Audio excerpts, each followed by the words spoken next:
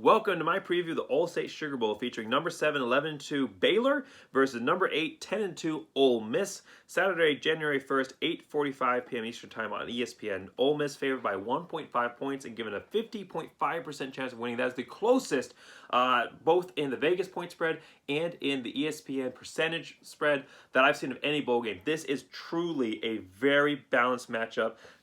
There is a Blake Shape, the only player. There aren't any players that have, as of now, announced they're going to be sitting out this bowl game, which is amazing. I've been so disheartened previewing these bowl games this season, seeing as how many players have chosen to sit out. And there's definitely NFL caliber players on this roster who are saying, this team, we owe it to this team, we owe it to this fan base, we owe it to the university to go out there and play one more team for this program. And that's what college football is about. That's what true character is about. And after visiting Ole Miss this season, and I've also visited Baylor when we lived in Texas. One of my best friends lives in or goes to school at Baylor, so I visited Baylor's campus, met with the students there, and seen the institution that they are. And I also went to Ole Miss this season. My second team, Liberty, played at Ole Miss. Congrats on that win, by the way, Ole Miss.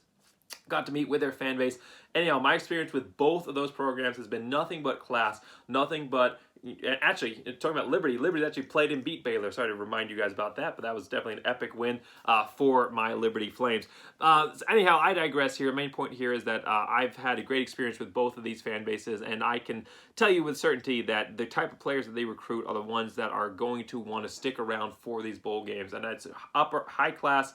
Definitely big praise for both these programs with their decisions by these players to stay in and play this very important New Year's Six Sugar Bowl game between two top 10 opponents, which is going to be one of the best games of the season, bar maybe the playoffs. But this is going to be an outstanding bowl game. I can't wait to watch it. There is a player missing it, not due to his own choice. Blake Shapen, the quarterback, or recently starting quarterback for Baylor, is out due to a shoulder injury. Started the last 3 games of the season after Gary. I really am bad with name pronunciation. I apologize for that. But after Gary Bohannon was taken out because of a hamstring injury, this is a player that wants to be here. He wants to play, but he's going to be out due to injury. But that's the only one. As far as what I'm tracking, as far as what the news is putting out, the rest of these players are going to be in it, and I can't wait to watch this matchup.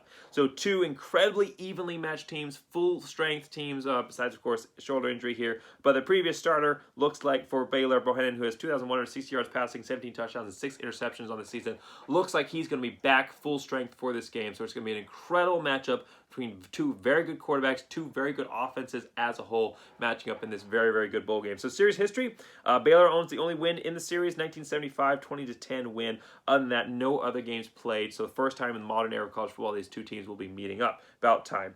Record review for Baylor. I did not expect much from Baylor this season, and neither did Athlon Sports. I said 5-7. Athlon Sports said 6-6. 2-7 last year. Yeah, I know they went 11-3 in 2019, but they really went downhill last year, and I thought that they were moving in the wrong direction. I thought that 11-3 was something that they had a lot of players leave, and there was a very different team that ended up taking the field in 2021. I really thought it was going to be more reflective of that 2020 season. It wasn't. They turned things around, got back to their 11-game winning way. So congratulations, Baylor Bears, on being able to reach that point. For Ole Miss, a team that I thought would have, I thought that next season was going to be the year that Ole Miss would get to 10 wins.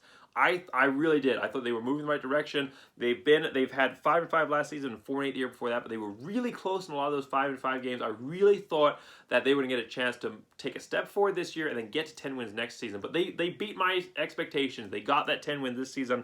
I thought they'd get 7-5 this year. Athlon Sports did 8-4, ended up getting to 10-2. So really, both these teams shooting well above expectations. I think that helps the fact that none of these teams really had playoff expectations. Maybe throughout the season it looked like they might have a shot for those.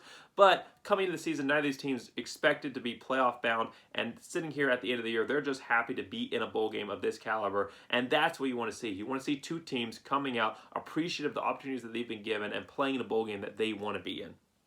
How'd they get here? Well, for Baylor, they started off the year 4-0, win against Iowa State before losing to Oklahoma State.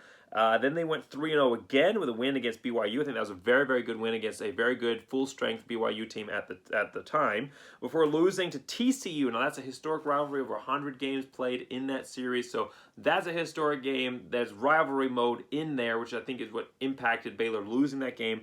But obviously, TCU not a very good team this season, and an unfortunate, disappointing loss for Baylor, 30-28 in that game. A game that I said TCU might be able to take the win in that one, and they ended up doing it.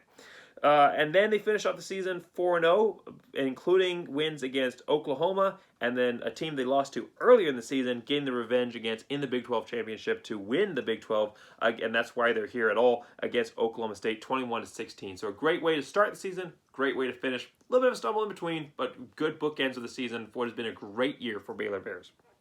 Ole Miss started off great. I mean, they really exploded onto the scene with that win against Louisville. They went 7-1 to start the year, with the only loss being to Alabama. A lot of people had high hopes. A lot of people said that Ole Miss might even be able to beat Alabama. Obviously, didn't end up happening, but a lot of teams don't beat Alabama. They ended up beating, along that way, they also were able to win against Arkansas. They lost to Auburn, who I think Auburn was playing at a little bit of a higher level at that point. I can't explain what happened here down the stretch, the reason that they ended up finishing the season so poorly, but I think that loss to Auburn is not an embarrassing loss.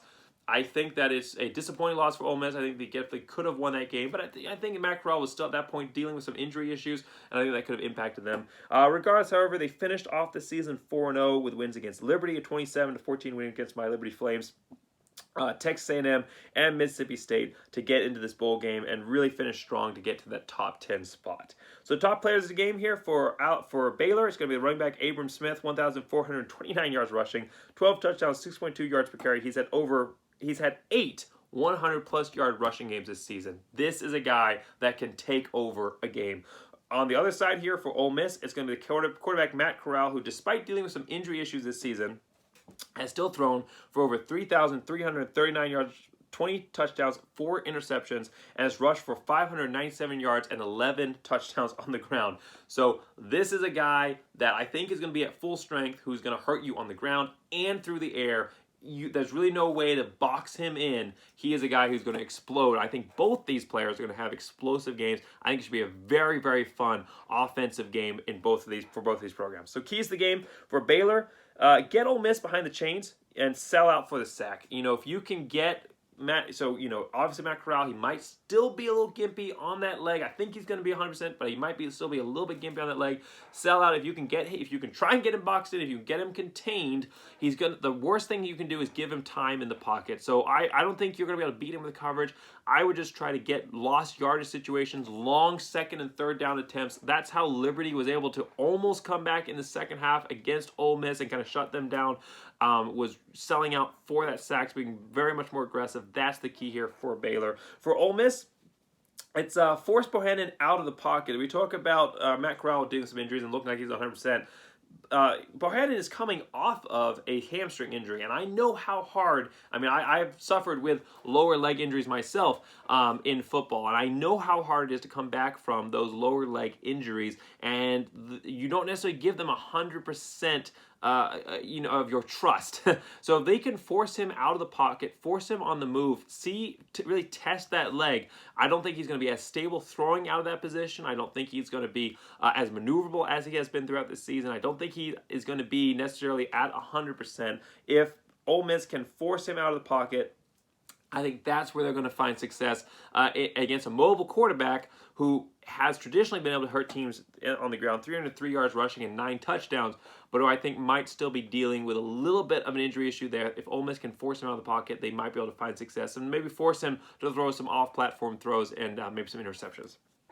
So my pick on this one, really, flip a coin. Either of these two teams could win this game. I think it's going to be a great one down to the end. I think there's going to be a lot of NFL scouts in attendance to really see the running back here, Abrams, who's an Abram tank here in how he just blasts through defense, and Matt Corral, who has been one of the top quarterbacks in the country this season. So, sorry, I've been doing a lot of these videos. My throat is getting very dry. But the main point here is I think that Corral knows all the eyes are on him, and I think he's going to live up to the hype. He had a chance earlier this season against Liberty, but he was dealing with some injuries and didn't necessarily have the breakout game, or not necessarily breakout because he had a breakout season, but didn't necessarily have the game that scouts were looking for. I think he's going to give them that game this week, and he's going to lead an offensive shootout against Baylor, who, by the way, Ole Miss averages 35.9 points per game. Baylor averages 32.5 points per game. So I think that this is going to be a very high-scoring affair. I can't wait to see what ends up happening in this one, but I think that Ole Miss might have a little bit of an edge in this one, especially coming out of, I think, overall, a little bit of an overall tougher schedule. I think that it's going to be a very, very good game. Baylor, of course, finishing strong, but so is Ole Miss. It's really going to see, I think both these teams, I don't think you can factor in motivation. I don't think that's going to be the issue. Both these teams equally motivated to be here, and both these teams with top-level talent, top-level players, NFL next-level talent, and players with high, not just high skill levels, but high character coming in and playing it out for their team. So I think that Ole Miss gets the edge in this one, but honestly, I can see it going either way, and I'm just excited for a great bowl game with full teams in attendance. Thanks for watching this video. Make sure you like, subscribe. Make sure you watch all my other bowl game previews. And as always, thanks for watching. As always, go Big Blue.